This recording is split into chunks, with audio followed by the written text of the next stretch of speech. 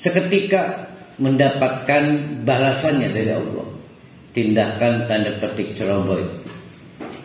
Mungkin maksudnya apa tuh, lamun ngelamun kan sebutnya healing. Yang ngelamun lah karena gondok kesel. Coba di pantai menghilangkan gundah gulana. Takdinya terseret ombak.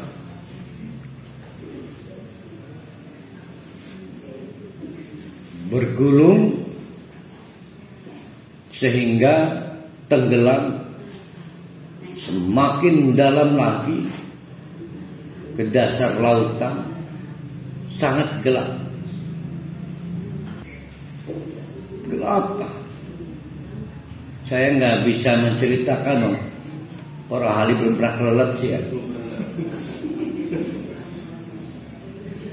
Di tengah-tengah kehampaan, gelap, tidak tahu ada siapa dan tidak tahu siapa yang mendengar, gelap. Disambar hewan-hewan dasar laut. Kita sepakati hewan paus, karena dia kan ada di dasar laut dengan kemampuan. Sehingga Nabi Yunus masuk lebih gelap lagi. Sudah dasar laut sangat gelap. Itu kegelapan pertama. Berpindah tempat ke dalam perut ikan paus, lebih gelap lagi.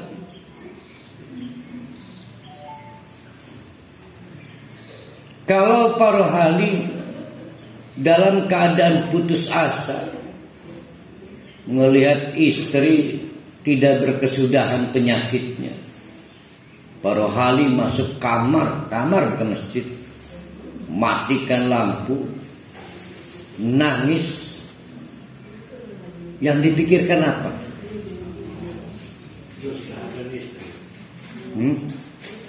Yang artinya kepikir Allah enggak? Ya kepikir Allah, ini berdoa pada Allah. Jadi ada tantangan, sulit. Kalau gitu sulit perbandingannya. Bu Neneng Sulia tersesat di sebuah hutan.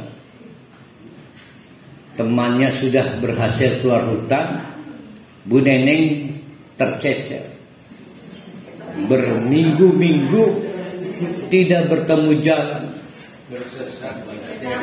Kan teman-temannya udah keluar, dia tercecer.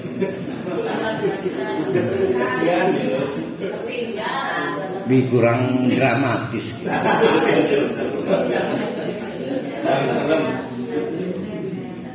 Berminggu-minggu di hutan. Kira-kira Bu Neneng Sulia berpikir apa dalam kehampaan? Sedangkan sudah sulit menemukan orang berpapasan.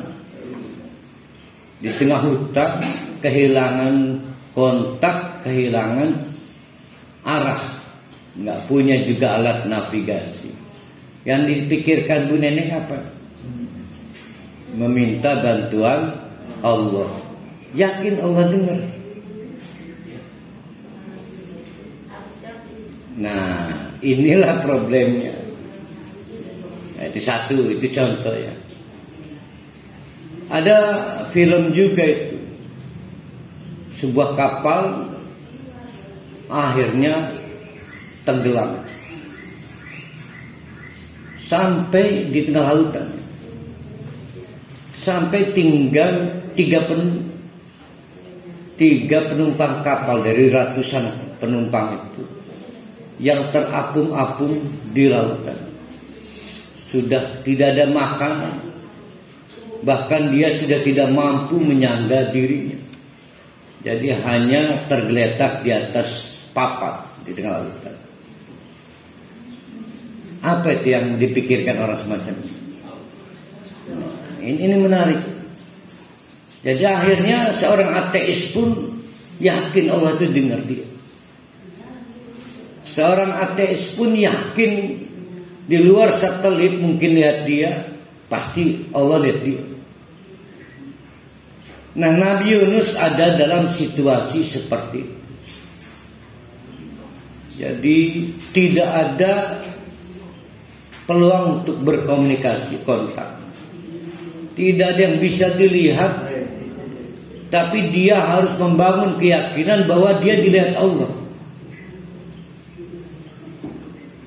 Dia juga harus membangun keyakinan bahwa yang dia bicarakan didengar Allah. Coba berlatih meyakini Allah Maha melihat dan Allah Maha mendengar dalam situasi seperti itu. Jadi terapung-apung di tengah lautan atau tercecer tersesat jalan di tengah hutan sendirian, tidak ada jalur komunikasi. Nah, Nabi Yunus yang mau kita ceritakan ini ada dalam situasi seperti itu. Jadi orang itu akhirnya pasti butuh Allah, walaupun dimaknai kekuatan adidaya, kekuatan organ. Kembali kepada para wali dan Bu Neneng Surya. Nah, para wali apa itu yang dibutuhkan ketika meyakini Allah tahu dan dengar? Pengen istri sembuh. Nah, Bu Neneng pengen keluar dari hutan. Nah, ternyata unik ini, Nabi Yunus ini unik. Menarik kita. Akhirnya Nabi Yunus fanada, berdoa kepada Allah di tengah-tengah kehampaan, masuk ke dalam gelapnya dasar lautan. Ternyata masuk lagi ke dalam lambung ikan paus sehingga lebih gelap lagi. Tidak tahu harus berkomunikasi dengan siapa. Dia sendiri nggak paham siapa orang lain yang bisa lihat dia dan bisa mendengar dia. Saat itu yang dia harus lakukan Nabi Yunus adalah meyakini Allah lihat dia dan Allah dengar dia. Fanada, di tengah-tengah itulah maka Nabi Yunus berdoa. 3 doanya, tapi dalam satu rangkaian. Ada nasihat dari ulama, jangan diubah-ubah. Jadi rangkainya begitu. Yang pertama adalah la ilaha illa anta. Tuh.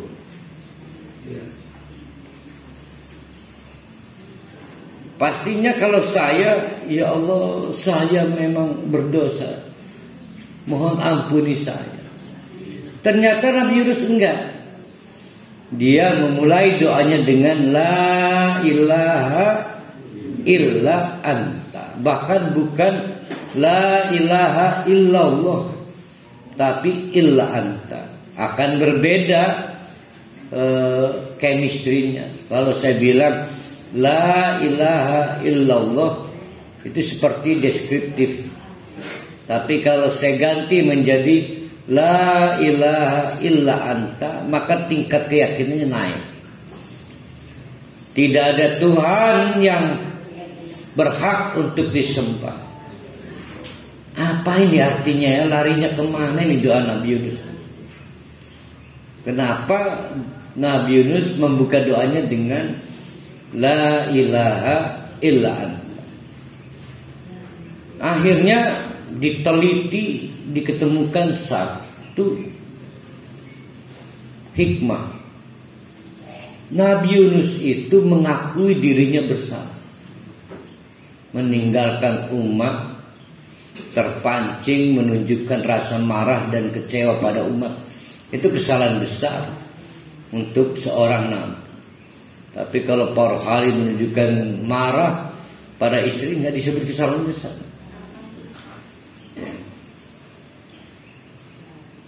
Nah, maka Nabi Yunus menganggap keislamannya perlu diperbaharui.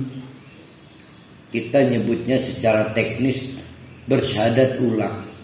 Nah, syahadat ulangnya itu la ilaha illa anta.